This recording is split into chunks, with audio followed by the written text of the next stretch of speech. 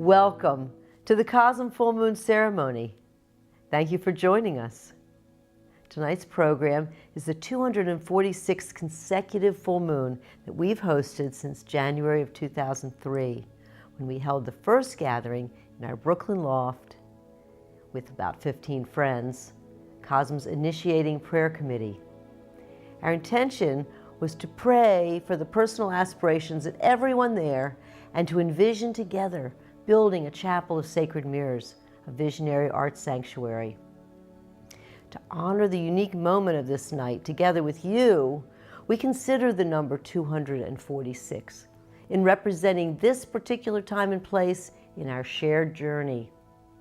Reflecting on a personal symbolic meaning of the 246th CoSM full moon, we add together the numbers 2 plus 4 plus 6, making 12, which adds up to the number 3. 3 is considered the number of divine perfection and refers to change. The triangle evokes the upward pointing flame. A base firmly on the ground, pointing toward heaven, signifying human spiritual aspiration. Perhaps you are experiencing a transition and are seeking or finding balance within your spiritual life. Alex, tell us about the significance of celebrating CoSM full moon, and tell us something of your thoughts about tonight's theme, sacramental culture. Thank you, Allyson. The full moon is our glowing cosmic friend in the night sky, bringing a high tide of the spirit. Tonight's moon is the full harvest moon because it's the moon closest to the fall equinox. It rises soon after sunset and is famously large and bright. Our soul feels an affinity with this luminous orb. Because of the moon's influence on our bodies, the oceans, and agricultural seasons, communities gather to honor and celebrate each cycle. The full moon is actually a reflecting surface, mirroring the greater light of the sun, just as each of us is a sacred mirror, reflecting the greater light of spirit. Tonight is one of the most important holidays celebrated in Chinese culture, with a moon festival history dating back over 3,000 years. Moon festivals are also being held in Japan, Korea, Vietnam, and throughout East Asia. It's a special time to gather with family and friends, thanking Spirit for the blessings of the harvest. There's lantern lighting, offerings of lotus seed-filled moon cakes.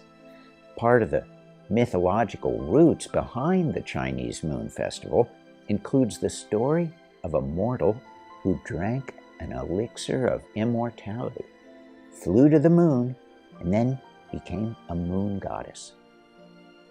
Mythologies from many ancient cultures include legends of an elixir of immortality which gave humanity a taste of eternity or a glimpse of the timeless spiritual realm.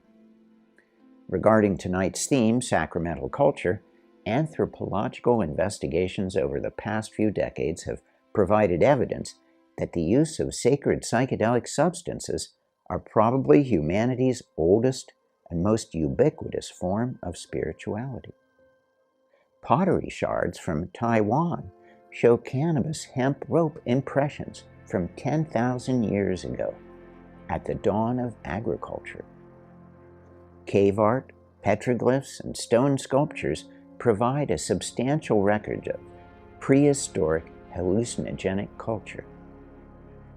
Perhaps the oldest known depictions of plant sacraments are the 7,000-year-old rock paintings of Tassili in Algeria. A bee-faced mushroom shaman sprouts small mushrooms around the perimeter of its hive-like or mycelial web-like body.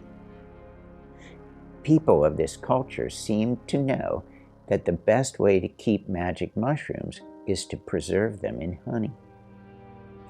In a nearby cave, a group of mushroom-headed beings holding mushrooms appear to scamper across the cave walls on dotted hills. This ancient visionary art came to my attention in Terence McKenna's book, Food of the Gods, where he asserted that the cave paintings provided evidence of an early mushroom culture. A carefully redrawn figure of the mushroom bee shaman by Kathleen Harrison clarified the original cave art and is now on display in the psychedelic reliquary at Entheon. The stone date theory by Terence McKenna proposed that the ingestion of psilocybin mushrooms for millions of years by early Homo sapiens catalyzed an evolutionary development in the human brain. Research has now shown that psychedelics like psilocybin mushrooms are neurogenerative, meaning they cause neurons to grow, adding further credibility to this hypothesis. Terence believed that the psychedelic use inspired language, the arts, religion, and all of human culture. The art of ancient Egypt includes many depictions of mushrooms. The Egyptian Book of the Dead identifies mushrooms as food of the gods or flesh of the gods that were reserved for royalty. The mushroom was particularly associated with immortality and Osiris, ruler of the dead, who granted all life from the underworld. Some anthropologists believe that the depiction of the crown of Osiris was inspired by the psychedelic mushroom. In one of the world's most ancient religious texts, the Hindu Rig Veda contains numerous references to soma, a sacred plant that was pressed into a ritual drink. One passage reads, "We have drunk the soma, we have become immortal, we have gone to the light, we have found the gods." Debate continues among scholars regarding the ingredients of soma, although this passage does seem to indicate the presence of a transformative elixir, catalyzing direct contact with the divine, much like currently reported psychedelic experiences. Images present in the Badami Temple of India, carved into a mountain 1,000 years ago, depict mushroom effigies and deities with mushroom-like crowns. The Indian erotic temples at Khajuraho also contain representations of mushrooms in the sanctum vestibules, which may be clues to the nature of soma. Greek philosophers, including Socrates, Plato, Aristotle, and Sappho, were initiates into the Eleusinian mysteries, a 2,000-year-old civil religion of Greece centered in the town of Eleusis. The greater mysteries, secret initiations held every year in the autumn, honored the goddesses Demeter and Persephone, who taught agriculture to humanity. The climax of the 9-day ritual involved a visionary sacrament called the Kukion. The initiate Proclus described the races of gods and unities of all things can be seen even with closed eyes. Featured later in this program, author of the book The Immortality Key by Brian Murarescu offers a deeper illustrated discussion of the Kukion and the Eleusinian mysteries. Evidence shows that many ancient and contemporary indigenous sacramental cultures have existed throughout South, Central, and North America. Nearly 4,000 years ago, at Chavin de Huantar Temple in Peru, many stone relief sculptures were carved, portraying fierce spirit beings holding huachuma, the San Pedro cactus. This cactus contains the consciousness-expanding plant medicine mescaline, still used today in sacred ceremony. Ancient visionary art provides glimpses of the ecstatic and mystic states of consciousness that introduce humanity to archetypes of transformation and renewal. In Guatemala, From 200 BC to 900 AD, many Mayan mushroom stones were carved, indicating cultural importance of sacred mushrooms. Most of these mushroom stones were lost or destroyed by religious colonialist oppression. Luckily, some were preserved, and an exquisite ancient mushroom stone is on display in the Psychedelic Reliquary at Entheon, thanks to a generous loan by mycologist Paul Stamets, founder of Fungi Perfecti, a family-owned, environmentally friendly company committed to providing mushrooms that improve the health of the planet and its people. Additional mushroom stones loaned from the collection of Mitch Gomez, founder of DanceSafe, are also on display in Entheon, including a 7,000-year-old European ceramic mushroom effigy, the oldest known. Shamans are the earliest mystics, many using plant teachers to commune with a world of spirits. The word psychedelic describes the psychoactive molecules found in chemical formulas and identified in certain plant medicines. Psychedelics are non-toxic, non-addictive, and have been ingested by humanity for thousands of years. The ayahuasca tribes of South America, the Peruvian Shipibo and the Huichol of Mexico, the peyote tribes of North America, the snuff blowers of the Andes, the iboga healers of Africa, and the ganja-smoking Babas of India are among the sacramental cultures of today.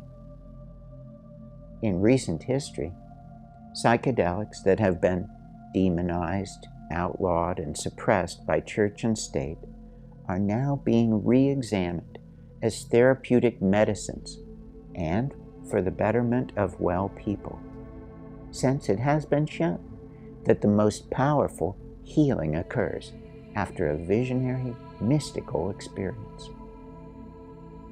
The following categories attempt to describe the universal core of the mystical experience. Number 1, unity within oneself, the earth and cosmos. Number 2, a feeling of ultimate reality. Number 3, transcendence of space and time, infinite spirit beyond death.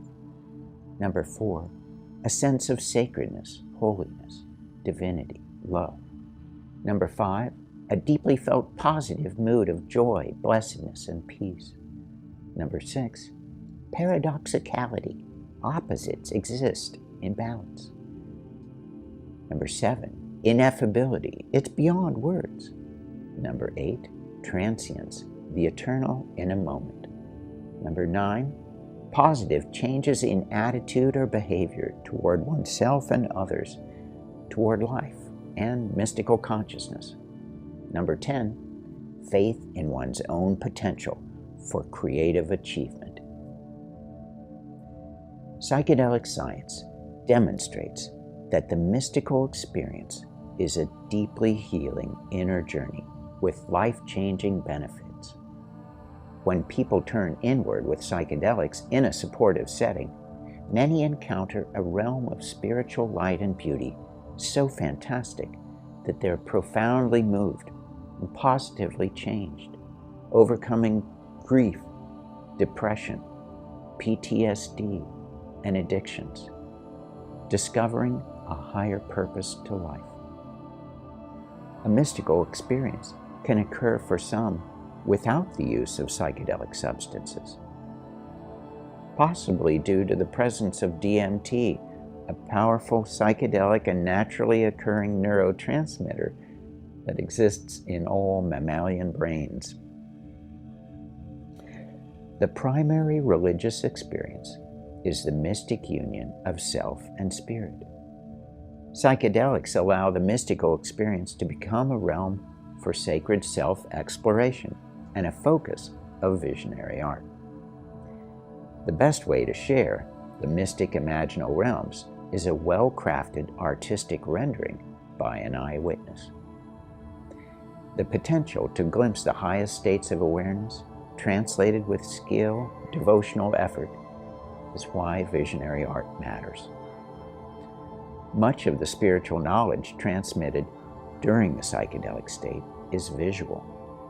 For creative people, such entry into the divine imagination reveals an endless wellspring of patterns and ideas. Visionary artists translate theophanies into communicable icons. One of the chief functions of visionary art is the validation and integration of psychedelic mind states. An initiate who recognizes in a work of visionary art a dimension they've experienced in an altered state can turn a sense of isolation and estrangement into feelings of connection and community. Today, many artists from around the world dedicate their ability to the proficient portrayal of their highest psychedelic visionary states of consciousness through drawing, painting, sculpture, digital media, and animation. As cannabis and other psychedelics regain wider acceptance, festival culture has been celebrating the inspirational qualities of sacramentally induced higher consciousness in a community setting. The international visionary art movement is serving the sacred by generating iconography based on personal journeys and providing a visual cartography of inner realms and beings, evidence of a hidden rendezvous with ultimate reality. May visionary art help spread the good news that mystic unity with the divine is a possibility for everyone.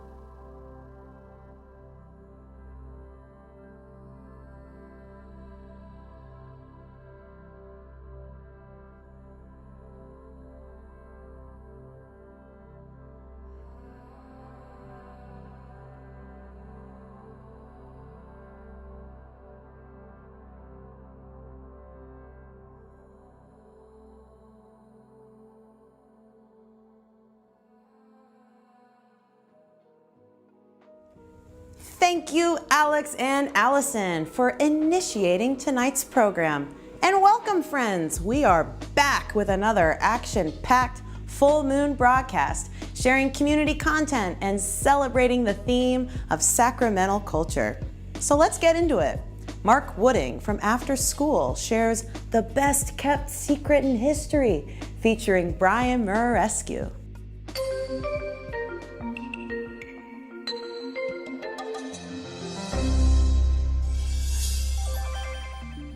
If you die before you die, you won't die when you die. That's the key.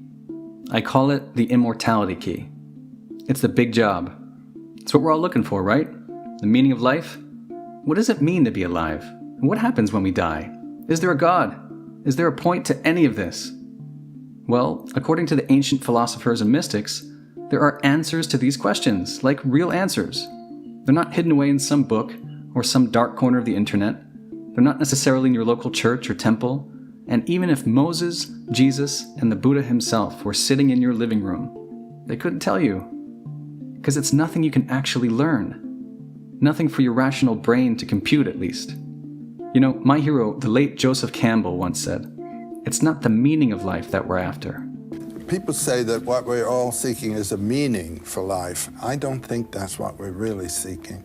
I think what we're seeking is an experience of being alive, so that the life experiences that we have on the purely physical plane will have resonances within that are those of our own innermost being and reality, and so that we actually feel the rapture of being alive. But you can't very well experience that rapture until you've experienced its opposite. You don't know what you got till it's gone, says Joni Mitchell. So until you've experienced death, not in some abstract or metaphorical way, but an actual death that feels acutely and terrifyingly real in this lifetime, how can you know what it means to be alive? And how can you even talk about an afterlife until you've seen it for yourself? These are the mysteries. Now, in some form or another, These mysteries made their way through the high civilizations of antiquity: ancient Egypt, Mesopotamia, the Indus Valley, China. But it comes to us, to Western civilization, through the ancient Greeks, many of whom spent a lot of time in North Africa, by the way. 13 years in the case of Plato, the godfather of Western thought. So what did we inherit from these high civilizations? What are these mysteries? Like the mysteries of Eleusis that called to the best and brightest of Athens and Rome, including Plato and Marcus Aurelius, from about 1500 BC to the 4th century AD. They were sacred rituals for turning mortals into immortals. You went to Eleusis as a human being, and you walked away a god. How did that happen? Through the ceremonial experience of death and rebirth. Let's be very clear. Eleusis and the other mystery cults of the time were the real religion of the ancient Greeks, the people who built Western civilization, democracy, the arts and sciences, the theater that became our Hollywood, the Olympic Games that became our sports industry, the open marketplace of ideas that we take for granted every day on social media. Didn't you ever wonder how the people who invented all this, and the very word for skepticism, could somehow believe in a bunch of fairy tales? Did they really think Zeus was perched on some mountaintop, hurling thunderbolts down at us hapless humans? Or Poseidon was in the middle of the sea, patrolling the wind and waves with a freaking trident? Come on, man. Take Cicero, the great Roman statesman of the 1st century BC. He called Eleusis the most exceptional and divine thing Athens ever produced. Not democracy and free speech and all the rest of it. Eleusis was the thing we could never forget. It was said to hold the entire species together. Why? Because you went to its sacred temple to experience nothing less than death and rebirth. And only those who had made the long march from Athens to the torchlit sanctuary, drunk a magic potion, and witnessed the blessed sight and vision, as Plato called it, were said to conquer death. By experiencing just a taste of immortality, that rapture of being alive. And if you think about it, that's more science than religion. Once you've seen God, there's no unseeing God. You've proven the hypothesis for yourself. So what the hell was going on? Frankly, we don't know. It was all secret. To reveal what you saw in Eleusis was to risk execution, which is why Houston Smith, perhaps the most influential religious scholar of the 20th century, called it the best-kept secret in history. Like other rites of passage, it was thought some archaic techniques of ecstasy were to blame for that famous vision at Eleusis. The same techniques employed since time immemorial in tribal initiation rites or admission to a secret society to create that near-death experience, like fasting and sleep deprivation. I mean, that'll definitely get the job done, but there was another possibility. Remember that magic potion? In Greek, it was called the koukion, a kind of primitive beer, but it wasn't the only magic potion splashing around the Mediterranean. Dionysus, the Greek god of ecstasy and madness, he had a potion too. To drink his holy wine was to drink the blood of the god. In fact, you were drinking the god to become the god. This is where we get the whole idea of enthusiasm, from the Greek word enthusiazo. The essence of the god lives within you. You have become divine. So what kind of beer and wine was this?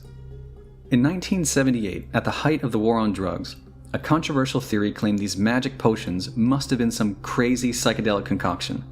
Beer and wine spiked with mind-altering drugs. Maybe that was the best-kept secret behind the vision at Eleusis that lasted for 2,000 years. Maybe that fueled the wild parties of Dionysus in the mountains and forests from Spain to Italy to Greece to the Holy Land, giving birth to our poetry and music, our comedy and tragedy. Either way, the psychedelic theory was the wrong idea at the wrong time, with no hard scientific data to support it. Now, why does any of this matter? Because at the time, there was another healer who was into the mysteries, and he had a magic potion too, and it made you immortal too, and he told weird stories that were recorded in ancient Greek, the same ancient Greek that was spoken by Plato and the initiates of the Greek mysteries. And when this healer was asked why he told such weird stories or parables, he said, well, I'm talking about mysteria here, and he uses that word in Greek, mysteries. I'm not going to share the damn secret with just anybody, he says, but I'll tell you what, I'm here to give sight to the blind, as long as you die for it. You must be born again before you can see God's kingdom, he says. And once you do that, I tell you for certain, in Greek he says, Amen, Amen, like for real, that you will see heaven open and God's angels going up and down. In Greek, this healer was Jesus. We call him Jesus.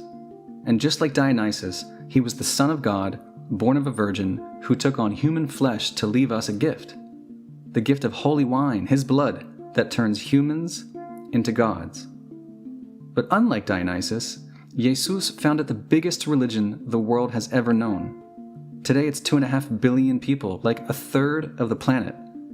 And if the earliest Christians knew how to brew up a psychedelic beer or mix up a psychedelic wine, and those magic potions were a direct path to die before you die, to have that vision of the kingdom of heaven, and the best kept secret of Christianity is the same as the best kept secret of the ancient Greece that preceded it, then it would rewrite the entire history of Western civilization. Now, the real question is, what does this all mean for us today? How do we die before we die in the 21st century? There's no one answer, of course, but in our leading medical schools, psychedelics are proving to be a safe and reliable means of producing that death and rebirth experience of the ancient mysteries. Now, I've never done them myself. Psychedelics are absolutely not for everybody. They are powerful and unpredictable and need to be approached with caution and reverence. But under the right conditions and with the right preparation, there are genuine mystical reports.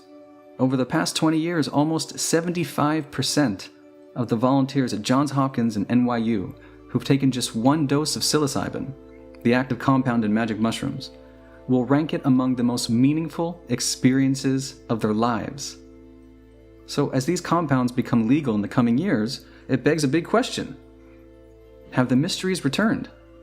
Well, some of these clinical volunteers say their psilocybin journey is like a mini-death all in itself, a foreshadowing of what awaits them at the end of life.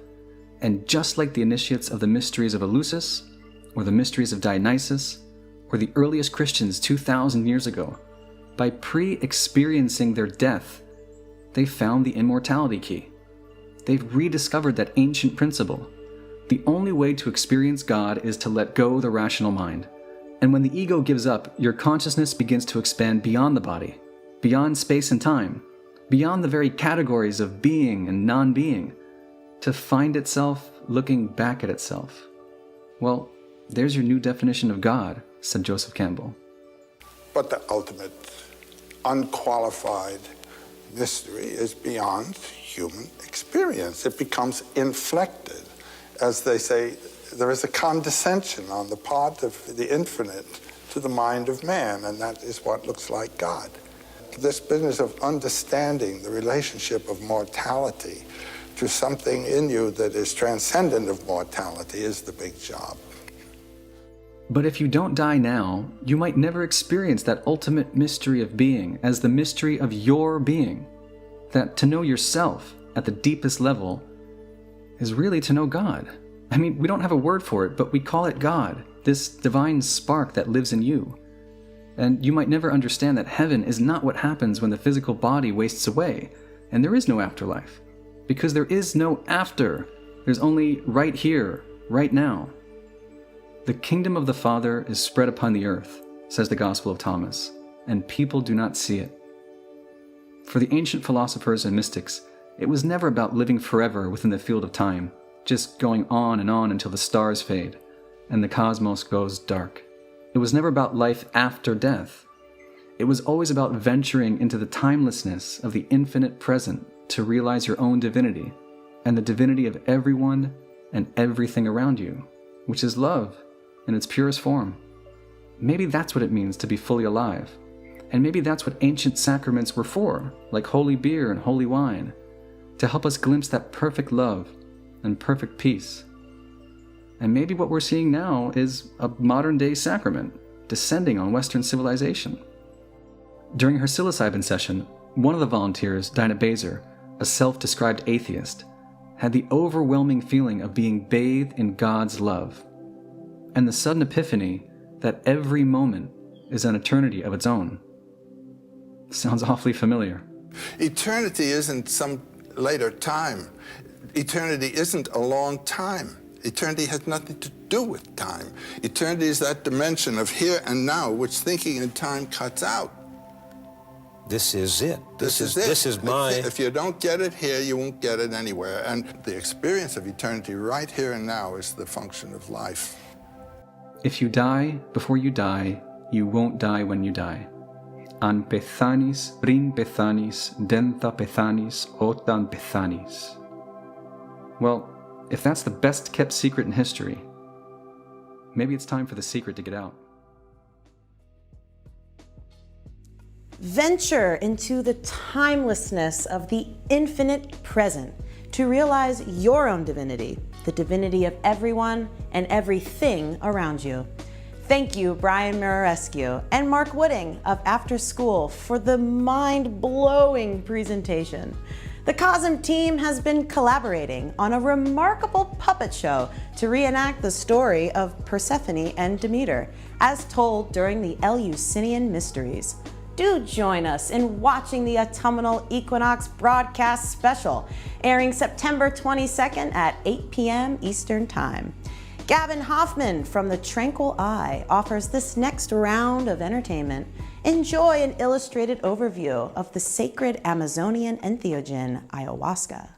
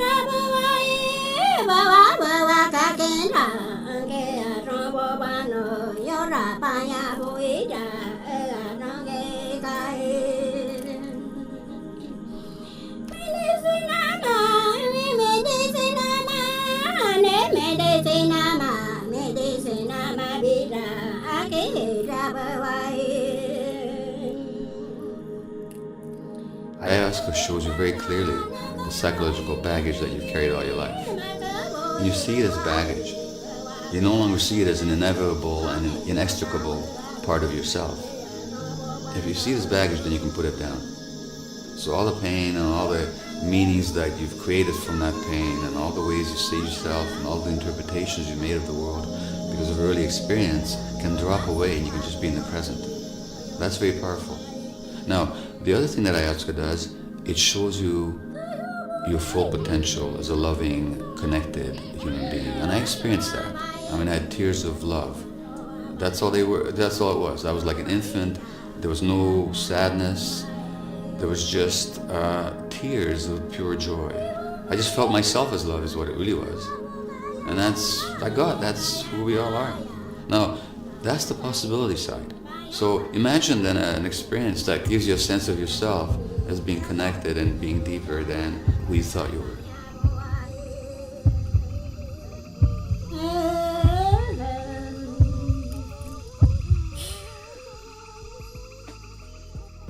Check out the featured channels of this month and subscribe if you like what you see. You can get to where you need to go by clicking on the links in the description. Next is Allyson Grey, a maestra of words. Savor her poetic thoughts on sacramental culture.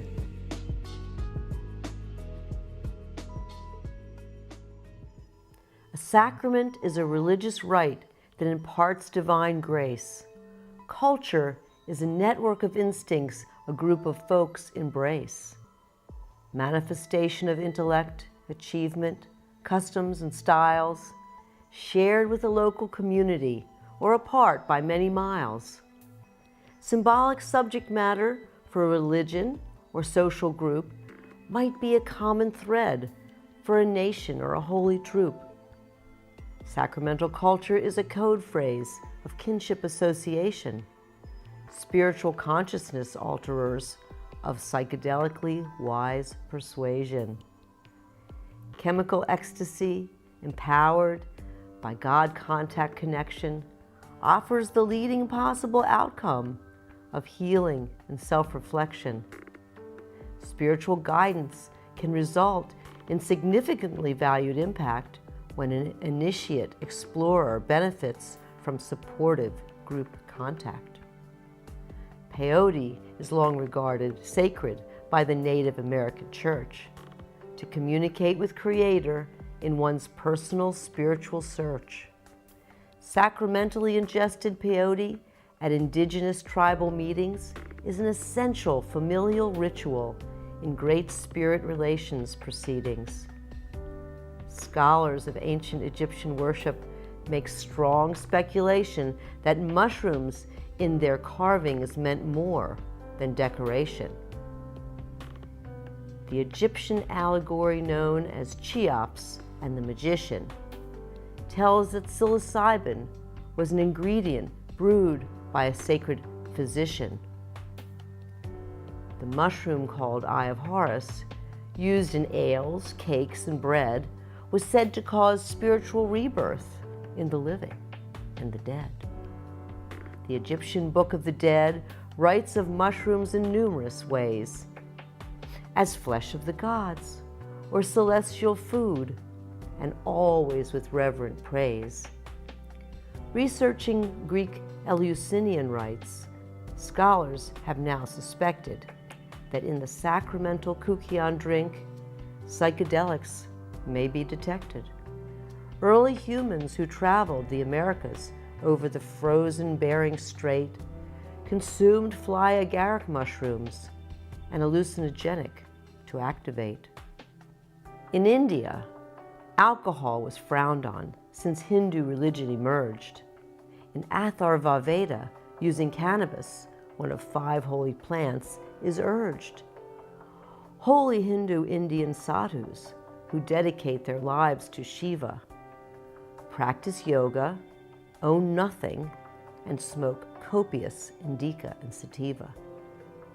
Archaeological evidence shows the first cannabis culture was Chinese.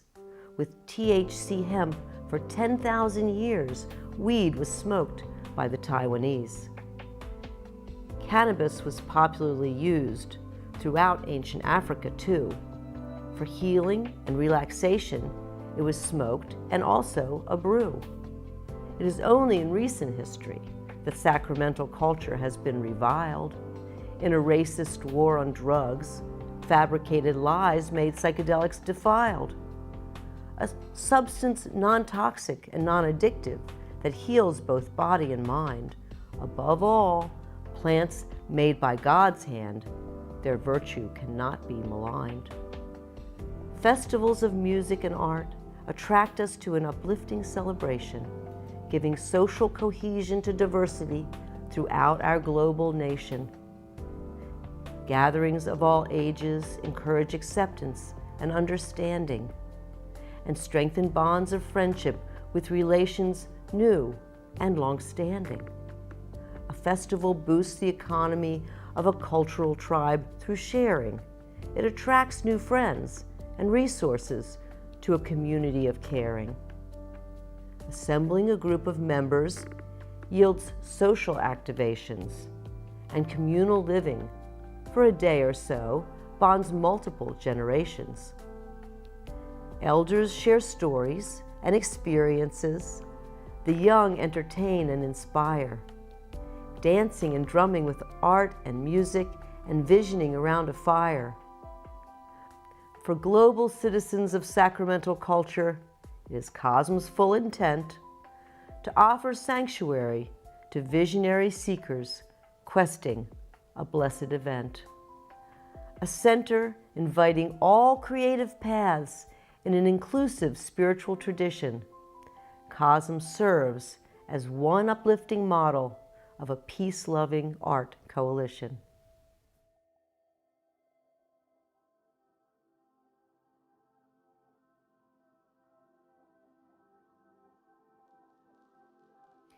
Each month, we're grateful to friends from all over the world who send blessings and declarations to be part of the full moon ceremony. You are invited to send your blessing, your declaration, an intention for the coming month, or a memorial for a loved one to be included in the program. Alexa collects and assembles blessings and declarations on this scroll for us to read, and then we send them all, along with our prayers, to heaven in flames. Here's the scroll, and we're going to read you a few. So, Carolina from Poland makes this declaration. Together we unite. We are one mind in harmony with nature. Listen to the universe. Acknowledge the signs. Spirit will guide us. Luke in New Jersey sends a blessing. May all be free. May love and light permeate your soul and bring you abundance and joy. You are strong, loved, and infinitely protected.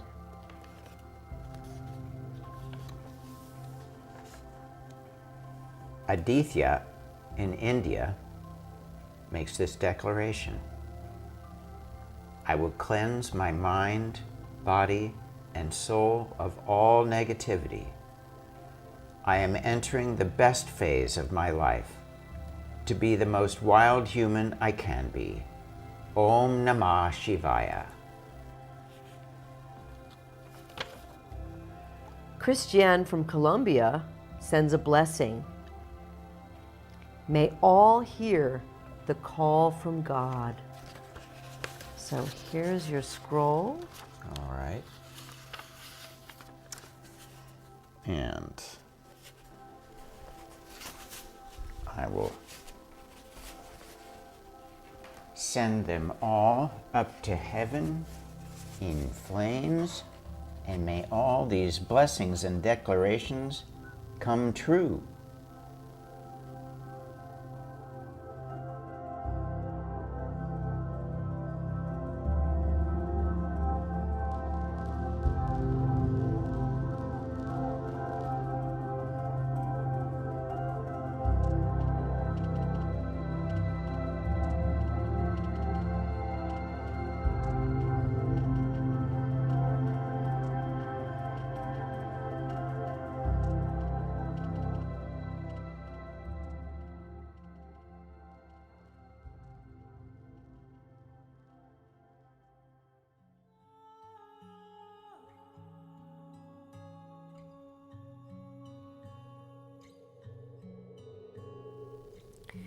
Tonight, we may be thinking of loved ones, maybe even ourselves, who might be suffering distress in body or mind. Every CoSM full moon, we take a few moments to turn inside and hold in our heart those who might benefit from a healing prayer. To strengthen this blessing, recall the name of your loved one as we pray. Great Spirit, thank you for blessing us with this day and for our precious body and soul. We feel the light of Spirit shining in our hearts. And as we breathe, a glow expands to surround us like a luminous sphere. The brightness in our hearts magnifies as we join together in a gleaming web with countless others around the world, a luminous net of beings. From the superabundance of our combined energy field, we envision rays of healing light surrounding and protecting us, our friends and family. May the light shine on all who need healing. May Spirit renew each soul with creative power to rebuild stronger and weave peace and harmony across the earth. May the water, air, fire, and earth be purified and the web of life be strong and resilient. Amen.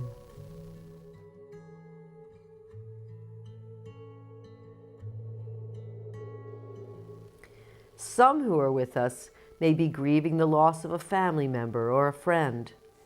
We send our deep condolences to all those who are in mourning. We acknowledge the sacred space of sorrow and compassion that we carry for all those suffering on our planet. Remembering the brevity of life, we appreciate the beauty of every precious day. Almighty Spirit, we remember the souls of beloved ones who have passed on.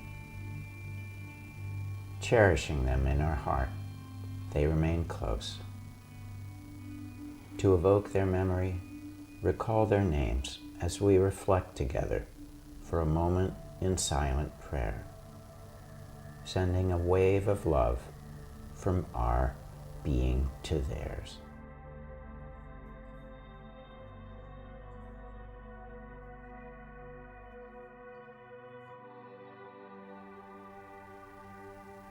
May their memory be a blessing.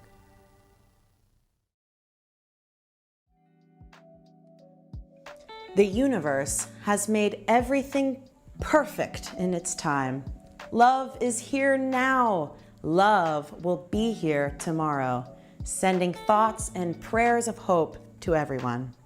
What's in the queue for CoSM TV? As mentioned earlier, the story of Demeter and Persephone will premiere on September 22nd at 8 p.m. Eastern Time to celebrate the autumnal equinox. A new and sensational offering. CoSM puppet players are led by puppeteer extraordinaire Perry Kroger, scripted by Allyson Grey, and performed by cosmonauts. Learn about an ancient Greek ritual at the Temple of Eleusis, when initiates drank a mysterious brew called the Koukion. We've been having so much fun with this one. Look at this set. Watch and cheer us on in the chat during the broadcast. Bring your questions and intentions to the upcoming CoSM Members Art Church on Zoom on the new moon, Sunday, September 25th. Have art supplies on hand and a journal to write your thoughts or poetry. Consider inviting a friend to become a member of the community. Sign up at CoSM.org. We look forward to creating with you.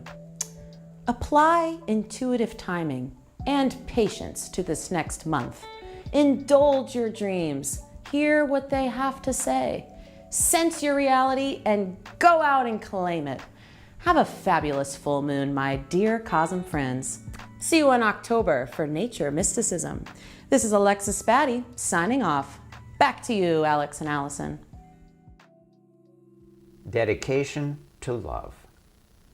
From the core of our hearts, we dedicate ourselves to the complete and full expression of love in all our activities and in all our relationships. Love is the soul's medicine, a refuge in our hearts, protecting us from utter despair.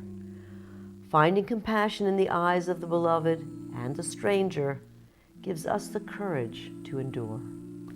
May love sensitize us with care and wisdom. May love help heal the sickness and wounds of life. May love enable us to forgive and accept ourselves. May love enable us to forgive and accept each other. May love help us overcome our cruelty and bitterness, our greed and jealousy, our ignorance and delusion. May love rule our hearts and minds, directing us to reach out, doing our best to benefit others, to heal suffering, to give gifts, to create beauty in the infinite network that is our world. Heart of loving kindness pours creative grace into the world to alleviate pain and mend the heart net. To the healing art of love, we dedicate ourselves. May any merit generated by this gathering be offered to the benefit and liberation of all beings. Happy full moon!